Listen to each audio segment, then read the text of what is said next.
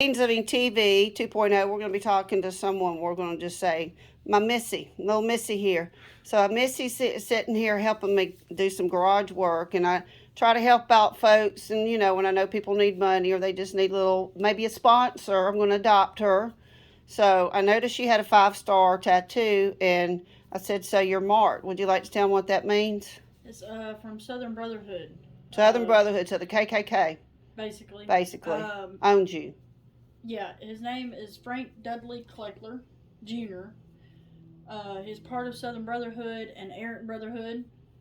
I basically was held hostage by him and his family, they call it. The Brotherhood. Yeah, the Brotherhoods. The Brotherhood. Both of them. I met all of them. Basically, I met the leader of Errant Brotherhood too. You were dating the leader, correct? Yes. He's the leader. Yes. Of the clan. Yes. In Alabama or in the South or what? South.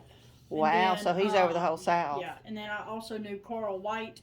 He was the leader of Errant Brotherhood. He was the main one. Are they gonna come try to kill? Well, they're already trying to kill me. It's okay. About to say they're gonna try to kill me since you just outed their butt on live and live. Well, I mean, one of them is in prison for life. He ain't never getting out. Who's that? Carl White. Oh.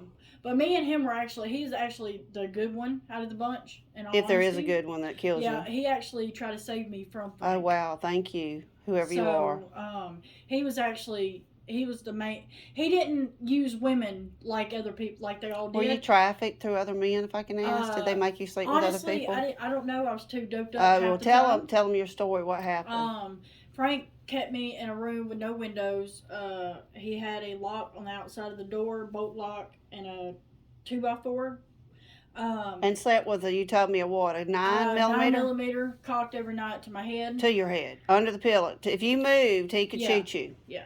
Was the door just open? Did you see that? Yeah, I wasn't able to look at anybody. I wasn't able to talk to anybody. Did he ever let you go in public? No. So how long were you in there? 8 months? 8 months. How did he get you there? To open you up? Your sister, you said, got you started by giving you 100 cc's, which normally is about 25. You're lucky you're not dead. Yeah. I was basically spun out for 13 days straight. I was up. We call that breaking a girl. You can break a girl in 24 hours by doping her and raping her. Yeah. I can. Basically, he would choke me out sometimes if I got out of line. What would be out of line? Just looking at him wrong, looking at somebody else. Questioning his authority. Yeah. And people go, well, why couldn't you leave? She just told you had a 9mm in her head and a 2x4 with a bolt. They had her bolted in. At that point, I made myself at home, if that makes sense. You just surrendered, didn't you? Yeah, basically. You became a Stockholm syndrome. At that point, I knew what he was capable of. And he would kill you. You talk. Well, let's don't talk about what you saw. No. But you saw someone like tied to a tree. Let's just say they went to see. They saw Jesus, but we're not going to talk about that because I really don't want no more murderers coming after me. Thank you, but no. But I basically. So you witnessed stuff. I witnessed a lot. I don't know how you're alive. My mouth has been open. And she's been sharing with me some of her story, y'all. My mouth's been open. I've been working in sex trafficking. I kept myself alive by what I did in that room was I painted a canvas on all the walls. Basically, that was my. Because you were going mad, weren't you? Yeah. And you were strung out too, weren't you? Yeah, and I weighed when the cops came and raided the house. Yeah, they found her by raiding the house. No one even came looking for her. Her own family got her doped up. And they actually came to the house to try to save me, and they let him scare them. They wouldn't even try to do anything. He was holding a gun to my back the whole time, and I was telling my cousin, just go, because I didn't want them killed. Yeah, and you knew he would. And because I knew at that point, after what I saw, I already knew. How did you feel when the cops freed you? You were wanted too, because you couldn't appear to court because he wouldn't let you leave. I told them I want to go. Please take me. Please help me. And when they seen where I was and who I was with, they made it look like I was fighting, because they didn't want, because there was a lot of people there. They didn't want him to think you voluntarily went. Yeah, so you were acting, and they knew you were acting, fighting them, right? Yeah. Okay, because you were winking maybe at them? No, they knew where I was, and they seen knew you were life or death. They seen the way I was, they seen the bruises on me, they seen the handprints So he beat you, neck. Choked you out, doped you up, probably raped you. They seen the needle marks Can we show your arms. tat? Can you come over here? I'm not going to show your face. I'm going to show you Just tap. don't show the cross because it's got my kids' names Okay, on it. no. The cross cannot be seen. But here's the blue star she was talked about. That means she's marked. And he actually done the tattoo himself. So she's doubly marked with his energy, his print, his brand. She's branded.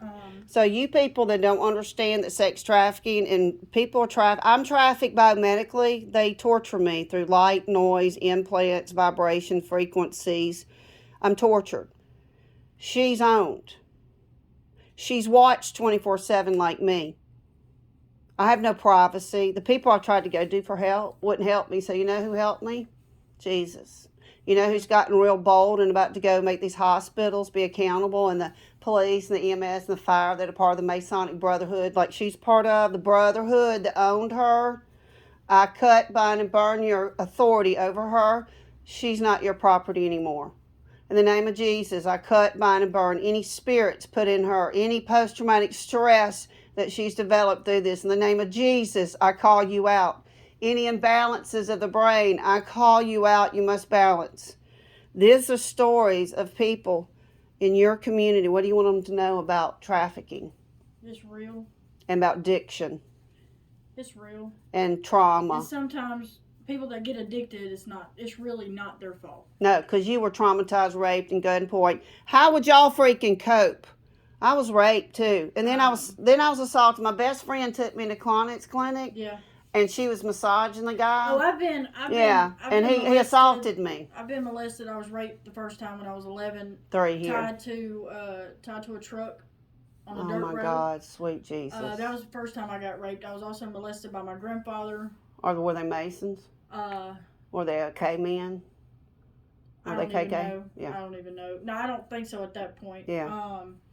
But I've been. So this is real. I've been gang raped at a mud bog when I was 19 by dear God. 20 plus men.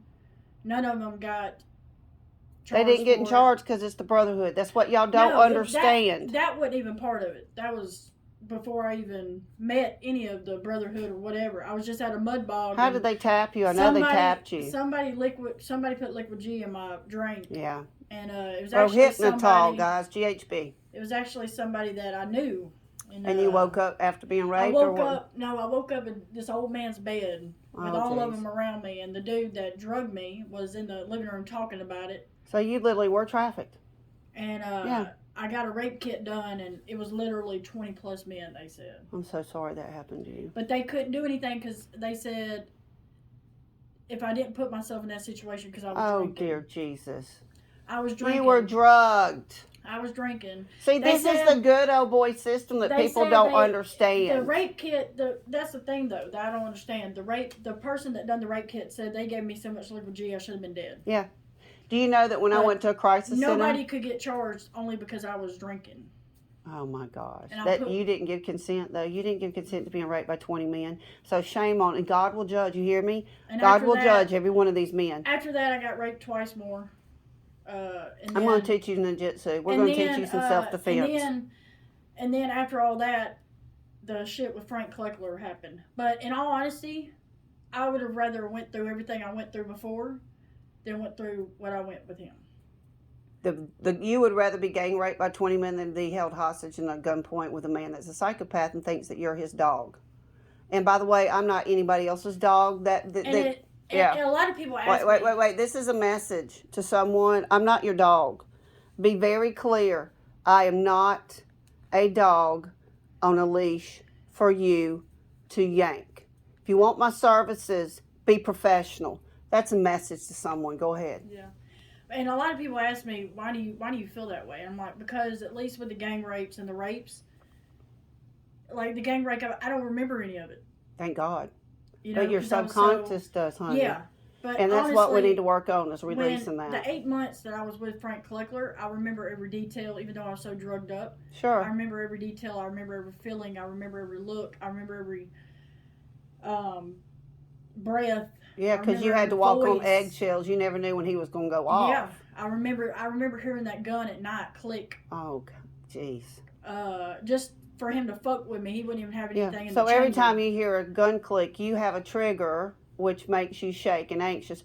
I was noticing she's helping me in the house, and I was watching her, and she shakes as much as I do. It's trauma, people. Yeah. This shit is real that happens, and people that are in high society. I grew up in a very elitist family. I'm being biomedically trafficked by hospitals and tortured by agencies that think they can experiment on my brain. It's not okay, is it? We're not owned. We're not owned. We're free. Anything else you want to tell them? Your last chance? Not right now. Not right now. So God freed you.